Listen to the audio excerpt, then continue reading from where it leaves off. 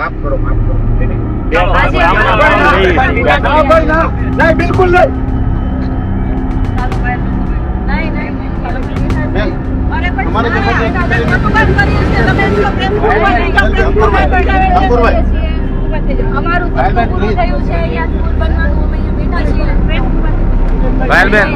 પાયલબેન દારૂનો અડ્ડો ખોલીને ઘોડે બેઠા છીએ.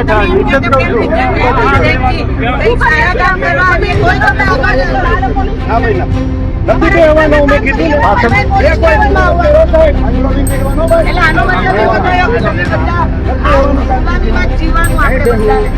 નહીં બેહું, નથી બેહું, નથી બેહું. ભાઈ મારા ચશ્મા કઈ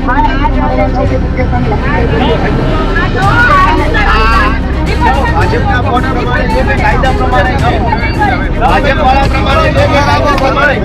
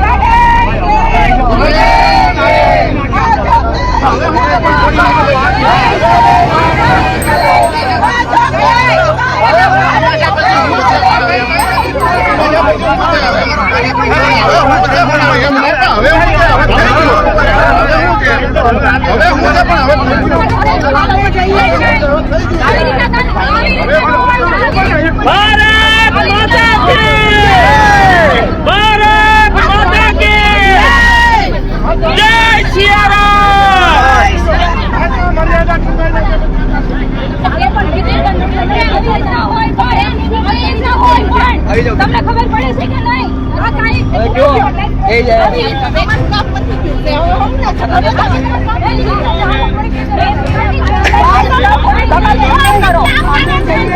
બેન હાડી નો નીકળે હો બેન હાડી નો નીકળે, બેન હાડી નો નીકળે, ધ્યાન રાખજો.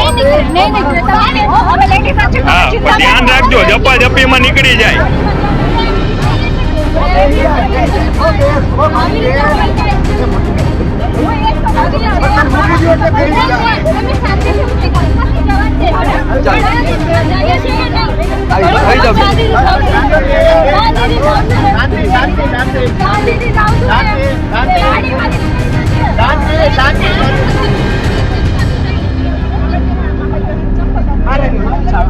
તમે બેન બેસો ને શું કામ ને પણ કર્યું ના શું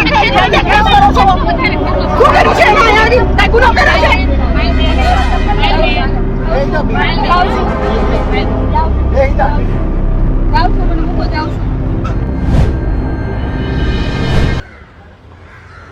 આજે આમ તો એક ઐતિહાસિક દિવસ હતો, સારો દિવસ હતો અને સારા દિવસને વધુ સારો બનાવવા માટેનો પ્રયત્ન આમ આદમી પાર્ટી આજે કરેલો. પૂણા વોર્ડ વિસ્તારની અંદર પાયલબેન, જીતુભાઈ, શોભનાબેન જે વિસ્તારમાંથી કોર્પોરેટર તરીકે ચૂંટાયા છે એ પૂણા વિસ્તારની અંદર એક સરકારી પ્લોટ હતો. કેટલાક વર્ષો પહેલા ભાજપ સંચાલિત મહાનગરપાલિકાએ આ જે સરકારી જમીન જે છે એ પોતાના મળતિયાઓને પાણીના ભાવે વેચવા કાઢેલો.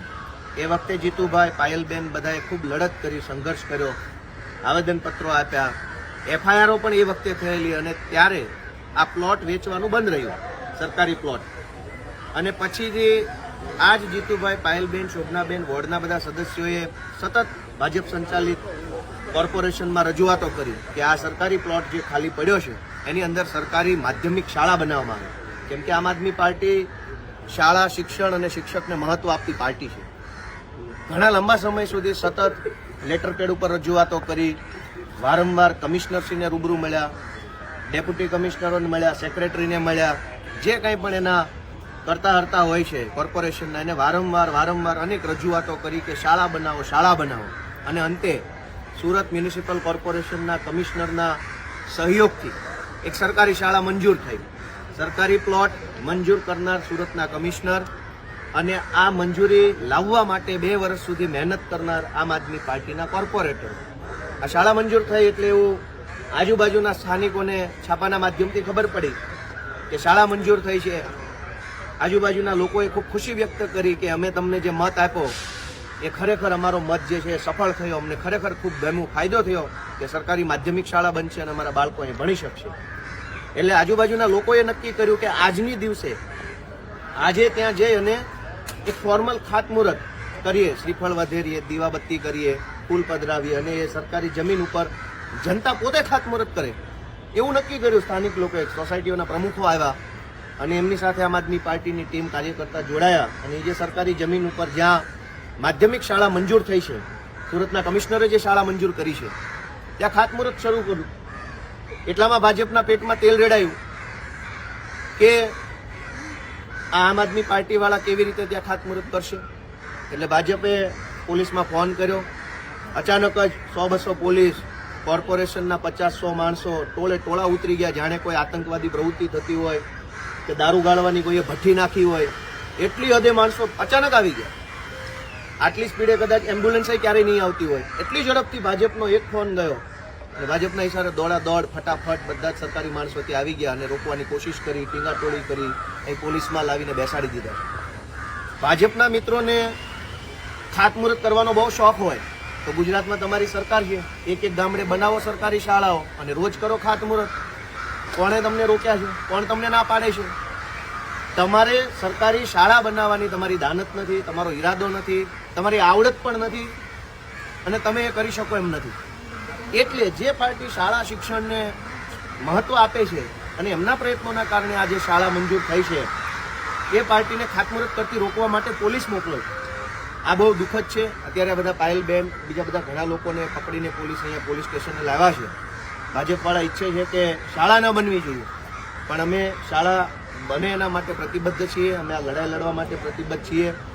ગુજરાતના લોકોનો અમને સાથ છે અને ભાજપવાળાને ખાતમુહૂર્ત કરવાનું બહુ જ મન હોય, બહુ જ એવી બધી ઈચ્છાઓ થતી હોય તો આખા સુરતની અંદર બીજી 50 નવી માધ્યમિક શાળાઓ બનાવી અને ખાતમુહૂર્ત કરી શકો છો, પણ એવું નહીં કરે. એટલે હું આજે અમારા આમ આદમી પાર્ટીના સૌ સભ્યોને, પાયલબેનને, જીતુભાઈને, શુભનાબેનને બધાને શુભેચ્છા આપું છું કે ખરેખર ખૂબ સારું ક્રાંતિકારી કામ કરી રહ્યા છું. આ સંઘર્ષની અંદર અમારા સાથી મિત્રો તો વિપુલભાઈ જોડાયેલા, અમારા બોર્ડની ટીમના મહેશભાઈ છે, અણગણ છે, બધા ઘણા બધા મિત્રો, રચનાબેન છે, બધા જોડાયા. બધાએ આ લડાઈને બળ આપ્યું છે. હું બધાનો આભાર માનું છું અને આશા રાખીએ છીએ કે જનતાનો આવી રીતે સહયોગ મળતો રહે. અને ગુજરાતમાં આ ખુશખબર છે કે ગુજરાતમાં 8 મહાનગરપાલિકા છે. 8 મહાનગરપાલિકાના ઇતિહાસમાં સુરતની અંદર ઇતિહાસમાં પહેલી વખત કોર્પોરેશન સંચાલિત માધ્યમિક શાળા બની રહી છે. ભાજપવાળાની સરકાર 30 વર્ષથી છે. બહુ તમને શાળા બનાવવાનું તમને એટલું જનૂન હોય તો 8 કોર્પોરેશન સંચાલિત શાળાઓ બનાવવી જોઈએ. આ શાળા જે પૂણા ગામમાં બની રહી છે માત્ર ને માત્ર આમ આદમી પાર્ટીના કાર્યકર્તાઓ, આમ આદમી પાર્ટીના કોર્પોરેટરો અને એ વિસ્તારની જનતાએ આપેલા મતના કારણે શક્ય બન્યું છે. ભાજપના કારણે શક્ય નથી બન્યું. ભાજપની સરકાર છે. કતારગામમાં, વરાછામાં, કામરેજમાં, સારોલીમાં બધે જ માધ્યમિક શાળાઓ ખોલી શકે છે ભાજપ. એટલે આજે જે આ સંઘર્ષ થયો છે, હું એમ માનું છું કે ભાજપના લોકો સ્કૂલ બનવા દેવા નથી માંગતા એટલે એવું કરે છે, પણ અમે અટકીશું નહીં. અમે આ લડાઈને પૂરી તાકાતથી લડીશું. જ્યાં ક્યાંય પણ સંઘર્ષ કરવો પડે ત્યાં અમે સંઘર્ષ કરીશું એવી અભ્યર્થના.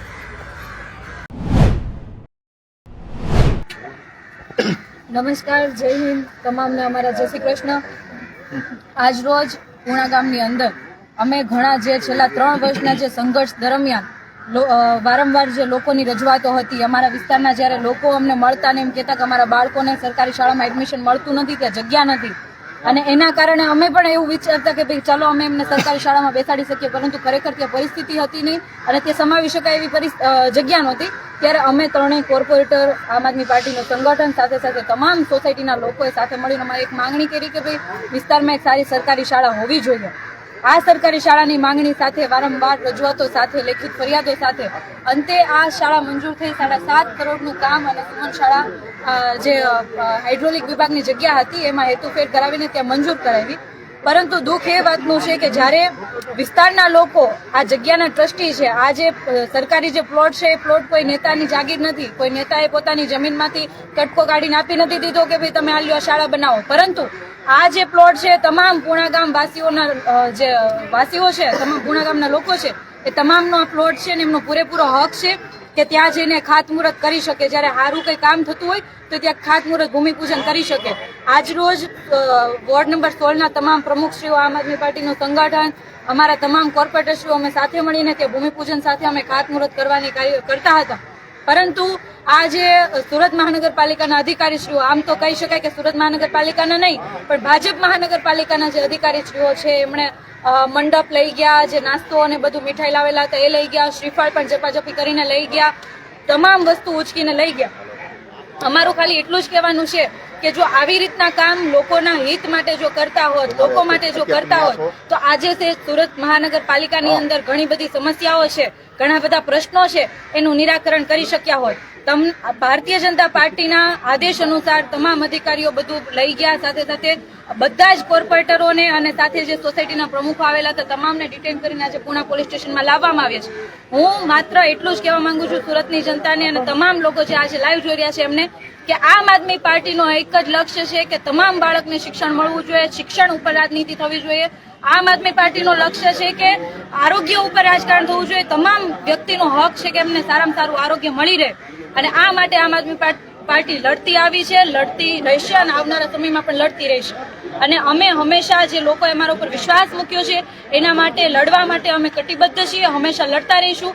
ગમે એટલા આ જે ભારતીય જનતા પાર્ટીના શાસકો છે, ભારતીય જનતા પાર્ટી છે, ગમે એટલા જોર કરશે અમારા ઉપર તો અમે હટવાના નથી, અમે થાકવાના નથી. હંમેશા આ લોકોની સામે અડીખમ ઉભા રહીશું. જ્યારે લોકોના પ્રશ્ન હશે ત્યારે એના માટે હંમેશા અમે બોલતા રહીશું. જેમનાથી અમને જેટલા દબાવના પ્રયાસ કરવા હોય એ કરી શકે છે, પરંતુ જ્યારે લોકોએ અમારા ઉપર વિશ્વાસ મૂક્યો, અમારી સાથે લોકો છે એટલે અમે કોઈનાથી ડરવાના નથી, હંમેશા અમે લડતા રહીશું. જય હિન્દ, જય ભારત.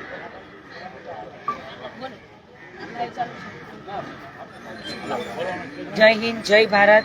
આજે જે પૂણા વોર્ડ નંબર 16માં ખૂબ મહા મહેનતે ત્રણેય કોર્પોરેટરના મહેનતથી જે શાળાની મંજૂરી આપ કરી છે તે બદલ તમામ સાથીઓને ખૂબ ખૂબ વોર્ડની તમામ સોસાયટીના પ્રમુખોને, તમામ અમારા સંઘર્ષના સાથીઓને ખૂબ ખૂબ અભિનંદન. જય હિન્દ, જય ભારત, જય જય ગરવી ગુજરાત.